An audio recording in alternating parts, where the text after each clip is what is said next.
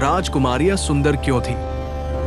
क्योंकि उन्होंने ये 3 काम कभी नहीं छोड़े और यही उनके सौंदर्य, स्वास्थ्य और दीर्घायु का राज था। जब आम नगर सोया रहता था, तब राजमहल में जीवन की पहली हलचल होती थी।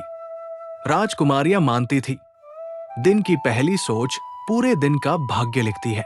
जागते ही वे तांबे के पात्र में रखा जल हाथों में लेकर नेत्रों पर स्पर्श करती थी। ये केवल परंपरा नहीं, आयुर्वेदिक विज्ञान था।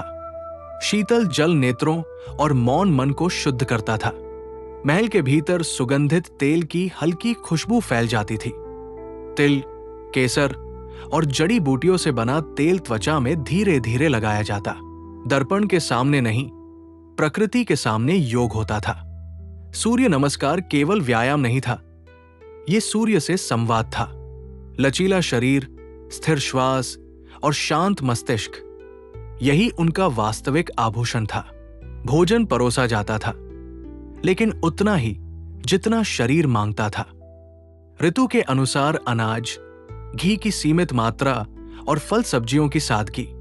राजकुमारियां मानती थी, अति भोजन अति सौंदर्य का शत्रु है।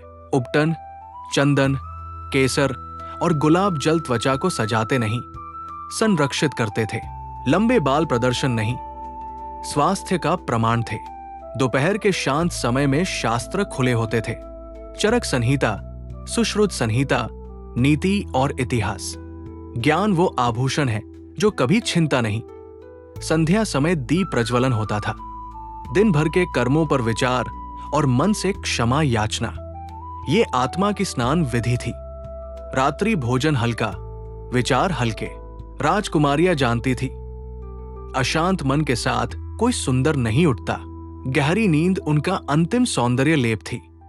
राजकुमारियों का सौंदर्य राजसी नहीं, प्राकृतिक था।